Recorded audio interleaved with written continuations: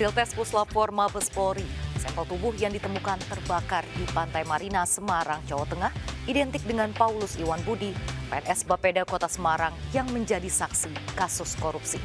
Halo pemirsa, saya Raisa Nadia. Kita jumpa lagi di program Berita Kriminal. Bersama kita akan mengungkap dunia kejahatan dengan berbagai laporan kriminal dalam Sergap.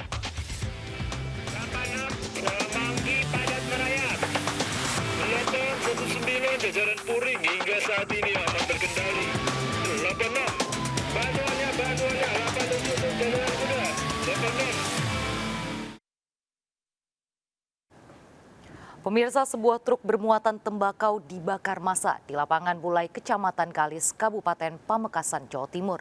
Kerugian mencapai hampir 1 miliar rupiah.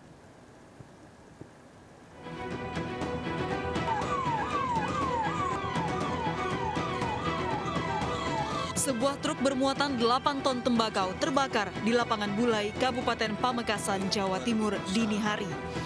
Api cepat membesar menghanguskan seluruh badan truk serta muatan.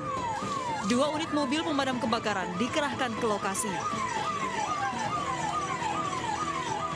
Diduga truk dibakar puluhan massa tak dikenal.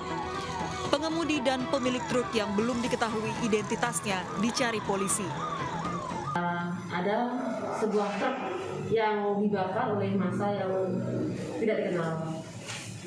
Dan untuk saat ini kita masih dalam penyelidikan. Jadi belum diketahui yang punya truk siapa? Belum diketahui. Oh, iya. Nanti kita akan informasikan lebih lanjut ya. Para pelaku pembakaran truk dikejar polisi. Kebakaran ini menyebabkan kerugian senilai 800 juta rupiah. Dari Pamekasan, Jawa Timur, Dedi Prianto melaporkan. Geng motor mengadang sejumlah warga yang melintas di Jalan Yosudarso, Kota Medan, Sumatera Utara. Menggunakan berbagai senjata tajam, para pelaku meneror korbannya.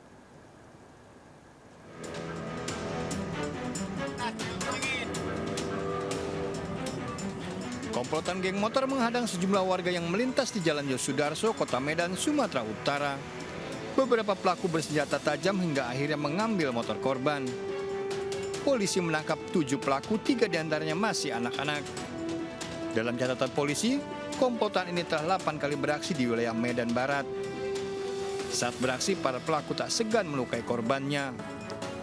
Tak hanya menghadang warga, komplotan ini juga kerap terlibat tawuran setelah janjian di media sosial. Polisi kini memburu 7 pelaku lainnya. Masing-masing pelaku ini mempunyai peran yang berbeda-beda. Ada yang bertugas sebagai orang yang menghentikan calon korban dan kemudian mengacungkan senjata sehingga korban ini menjadi takut dan menyerahkan milik pribadinya, bisa berupa kendaraan ataupun handphone ataupun uang. Kemudian ada juga pelaku yang bertugas untuk menakut-nakuti. Para pelaku terancam lebih dari 5 tahun penjara. Dari Medan, Sumatera Utara, Adi Palapahara melaporkan. Seorang ibu di Tarakan, Kalimantan Utara tewas di tangan anak kandungnya. Pelaku emosi karena keinginannya menikah tidak direstui korban.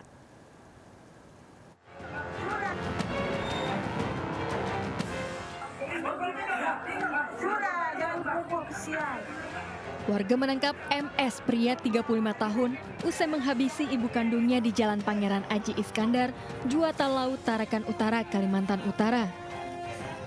Massa yang emosi nyaris menghakimi pelaku. Pada kasus ini polisi telah menetapkannya sebagai tersangka. Peristiwa berawal saat pelaku ingin menikah dan membuka usaha. Namun sang ibu tak merestui dan tidak mempunyai uang untuk membuka usaha. Pelaku emosi dan menikam korban saat keluar dari kamar mandi. Polisi akan menyelidiki dugaan pelaku gangguan jiwa. MS ini 33 tahun. Dia sebelumnya meminta kepada ibunya untuk direstui untuk menikah. Namun penyampaian dari ibu ataupun korban di sini dia belum bisa mengiyakan terkait dengan kemauan dari si tersangka ini. Pelaku terancam minimal 7 tahun penjara. Dari Tarakan, Kalimantan Utara, Usman Codang melaporkan. Hasil tes Puslap-4 Mabes Polri pada sampel tubuh yang ditemukan terbakar di Pantai Marina Semarang, Jawa Tengah, identik dengan Paulus Iwan Budi. Iwan Budi merupakan PNS Bapeda Kota Semarang, saksi kasus korupsi yang ditangani Polda Jawa Tengah. Bagian tubuh Iwan Budi kembali ditemukan beserta jam tangan tidak jauh dari lokasi temuan mayat.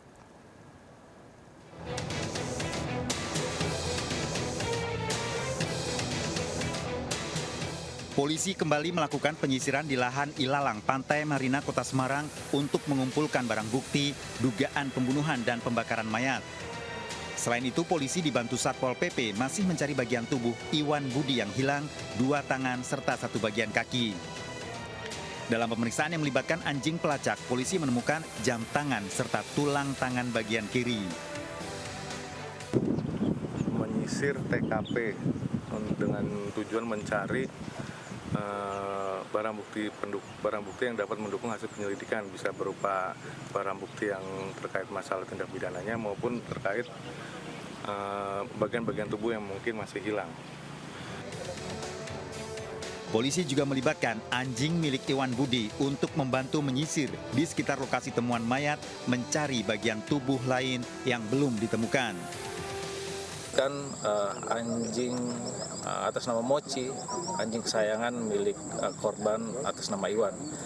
Kita berasumsi bahwa ini adalah saudara Iwan Budi P, sehingga langkah-langkah penyelidikan kita arahkan terhadap aktivitas saudara Iwan selama ini.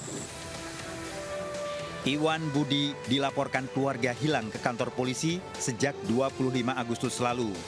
Sampel bagian tubuh yang terbakar diperiksa di Puslap-4 Mabes Polri Jakarta, identik dengan sampel 3 anak dan kedua orang tuanya. Puslap-4 Semarang bahwa sampel ayah biologis dan sampel dari anak-anak yang sudah kita ambil, hasilnya adalah identik. Jadi dapat kita pastikan bahwa mayat yang ditemukan di Marina tersebut adalah saudara Iwan Budi. Tanggal 24 Agustus 2022, Iwan Budi berangkat bekerja namun salah memakai seragam. Iwan kemudian meminta istrinya menyetrika seragam PNS hari Rabu. Iwan Budi tidak pulang dan hilang. Perjalanan Iwan Budi berangkat bekerja ke kantor Bapeda Kota Semarang menggunakan sepeda motor dinas terekam CCTV. Perjalanan Iwan Budi berangkat bekerja ke kantor Bapeda Kota Semarang menggunakan sepeda motor dinas terekam CCTV sejak simpang kantor Kecamatan Gajah Mungkur hingga traffic light Akademi Polisi. Tanggal 25 Agustus, Iwan Budi telah berkomunikasi dengan Ditreskrimsus Polda Jawa Tengah untuk menjalani pemanggilan pemeriksaan sebagai saksi kasus korupsi. Iwan Budi telah memberi jawaban bersedia diperiksa. 8 September, mayat Iwan Budi ditemukan pekerja alat berat dengan kondisi terbakar sementara 4 bagian tubuh hilang. Di lokasi ditemukan sepeda motor serta papan nama. Hingga kini bagian tubuh yang belum ditemukan, kepala, tangan kanan, serta bagian kaki. 14 saksi telah diperiksa, diantaranya keluarga serta teman kerja. Barang bukti yang telah ditemukan di lokasi Pantai Marina, papan nama, arloji, motor dengan plat nomor dinas, serta senjata tajam. Iwan Budi hilang tepat sehari sebelum datang memenuhi panggilan Ditreskrimsus Polda Jawa Tengah sebagai saksi kasus dugaan korupsi pengalihan aset. Penemuan mayat Iwan Budi berawal dari pekerja alat berat yang mendapati sepeda motor terbakar di Semak Ilalang. Polisi kini memburu pelaku pembunuhan. Dari Semarang, Jawa Tengah, Wisnu Wardana dan Kristadi melaporkan. Pemirsa, seorang ibu dan anaknya tewas akibat tertabrak truk di jalur Pantura, Kabupaten Pasuruan, Jawa Timur. Diduga sopir truk lalai dan mengabaikan marka jalan hingga terjadi kecelakaan.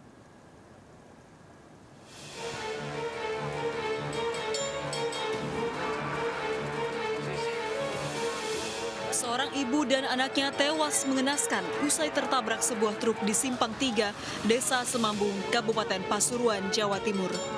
Kecelakaan bermula saat truk pengangkut semen yang melaju dari arah Surabaya menuju Probolinggo menghantam 4 motor yang sedang berhenti di lampu merah. Kedua korban ditabrak dari belakang dan terlindas ban truk. 5 korban lainnya terluka, dilarikan ke rumah sakit. Kecelakaan diduga akibat kelalaian sopir truk yang melanggar marka jalan. Menyala lampu merah, 2 kendaraan sepeda motor berhenti. Dan dari belakang tiba-tiba ditabrak oleh truk pengangkut semen dan sehingga mengakibatkan 2 korban meninggal dunia. Sopir truk diamankan di unit laka Polres Pasuruan Kota. Dari Pasuruan, Jaka Samudra melaporkan. Kericuhan kembali mewarnai unjuk rasa menolak kenaikan harga BBM bersubsidi di Bundaran Patung Kuda Gambir, Jakarta Pusat. Sejumlah mahasiswa mencoba menerobos barikade polisi untuk bisa mendekati Istana Negara.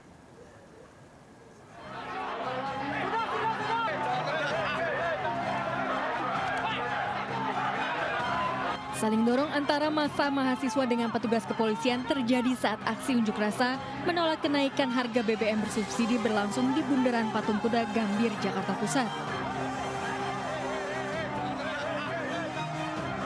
Massa mahasiswa yang berada di barisan paling depan berusaha menerobos barikade polisi agar bisa mendekati Istana Negara.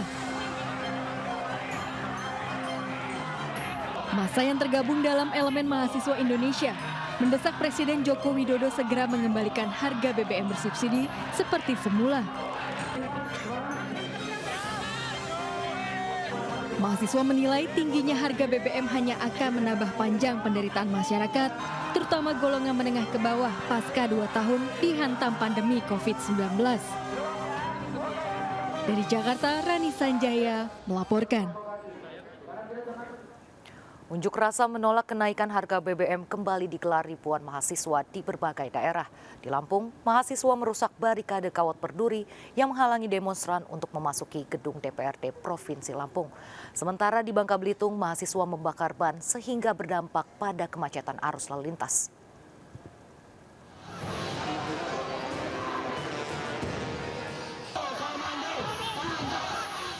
Unjuk rasa ribuan mahasiswa menolak kenaikan harga BBM di Lampung berlangsung ricuh. Mahasiswa yang kesal karena tidak diizinkan masuk ke halaman kantor DPRD akhirnya merusak kawat berduri. Mahasiswa yang bergabung dalam Aliansi Lampung memanggil tersebut menilai kenaikan harga BBM berimbas pada kenaikan berbagai tarif dan harga. Buntutnya beban rakyat kian berat di tengah situasi sulit akibat impitan ekonomi.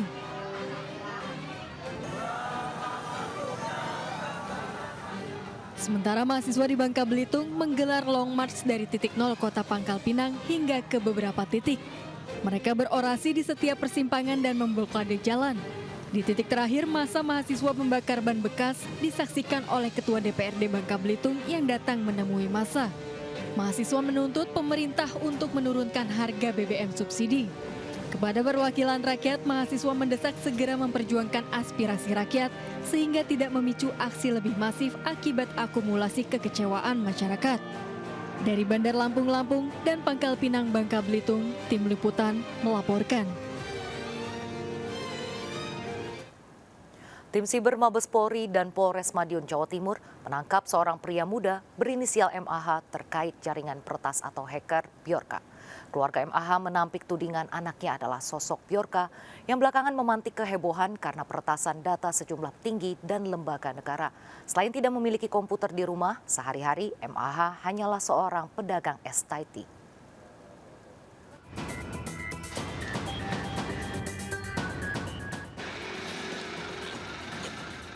Polisi mengamankan pria muda berinisial MAH, warga desa Banjarsari Kulon, Kecamatan Dagangan, Kabupaten Madiun, Jawa Timur. Pria 21 tersebut diamankan di Mapolsek Dagangan sejak Rabu malam. MAH ditangkap di rumahnya diduga terkait jaringan peretasan data atau hacker yang belakangan menebar kegaduhan, yakni Bjorka. Polisi belum merilis keterangan terkait penangkapan MAH oleh tim Cyber Mabes Polri. Sementara itu, P, ibunda MAH, mengaku kaget saat anaknya dijemput 4 polisi. Wanita 48 tahun tersebut tak tahu menahu alasan penangkapan MAH. Keluarga tidak percaya MAH yang hanya lulusan Madrasah Aliyah dan sehari-hari berjualan es Thai tea di pinggir jalan adalah sosok hacker bernama Bjorka. Selain hanya berjualan es, anak kedua dari 3 bersaudara tersebut juga tidak memiliki perlengkapan komputer ataupun peralatan elektronik di rumah selain sebuah handphone. Saya jualan es. Di Pitu itu ya? Ikut orang. Itu sudah berapa lama Bu jualan di situ? 2 tahun. 2 tahun Bu. Bu selama ini Mas Agung pernah keluar kota kerja di mana atau di mana? Selalu langsung di rumah ini aja ya? Tidak kemana-mana. Sekali masuk kerja di situ ya di situ. Bu di rumah ada perangkat komputer atau internet atau apa? Dia cuma ini punya HP. Makan aja repot. Kalau HP-nya punya? HP-nya punya ya. Bu, bener enggak Bu informasi Mas Agung HP-nya dibeli orang 5 juta itu bener? Entah, saya enggak tahu. Enggak tahu Bu ya. P dan sang suami berinisial J berharap polisi tidak asal tangkap. Sebab sebelumnya polisi juga salah tangkap saat membekuk seorang pria di Cirebon, Jawa Barat yang dituding sebagai biorka. Keluarga berharap MAH segera pulang dan kembali berkumpul bersama keluarga. Dari Madiun, Jawa Timur, Arif Wahyu melaporkan. Sebelumnya, jagat maya diramaikan perbincangan soal warga Cirebon, Jawa Barat yang dituding sebagai hacker dengan identitas biorka.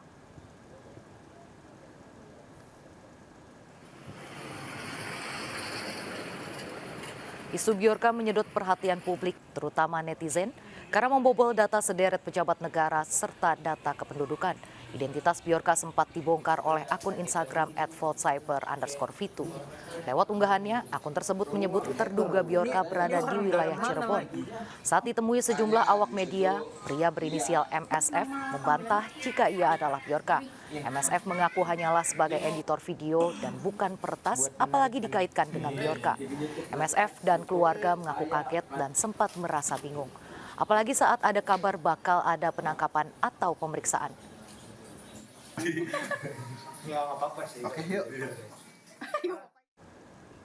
Pemirsa, polisi meringkus seorang wanita berpenampilan pria atas kasus peredaran sabu di rumah kos di Kendari, Sulawesi Tenggara.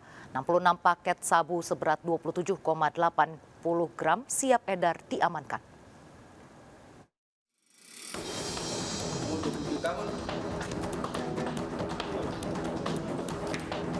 Seorang wanita berpenampilan pria ditangkap di rumah kosnya di Mekarbaru, Ladia, Kendari, Sulawesi Tenggara atas kasus peredaran narkoba. Dari hasil penggeledahan, polisi mengamankan 66 saset paket sabu siap edar seberat 27,80 gram. Selain itu, timbangan digital dan sedotan plastik turut diamankan. Wanita 27 tahun ini mengaku menerima 71 paket sabu dari seorang tahanan yang berada di dalam lapas kelas 2A Kendari. 5 paket sabu telah diedarkan di 2 tempat dengan upah Rp100.000 per gram. Selain mengedarkan, tersangka juga telah menggunakan narkotika sejak 2018 lalu. Menurut informasi pengakuan dari tersangka, bahwa sabu ini diperoleh dari berinisial OM yang ada di Lapas kelas 2A Kendari. Pelaku terancam maksimal 20 tahun penjara. Dari Kendari, Sulawesi Tenggara, Mukhtarudin melaporkan. 3 pria bandar sabu ditangkap di 3 tempat persembunyiannya di Kabupaten Bangka, Bangka Belitung. Polisi mengamankan ratusan sabu yang disembunyikan di tumpukan sampah.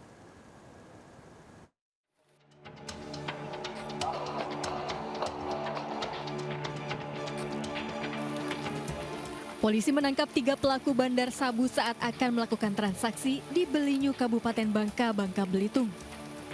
Sejumlah paket sabu siap edar diamankan.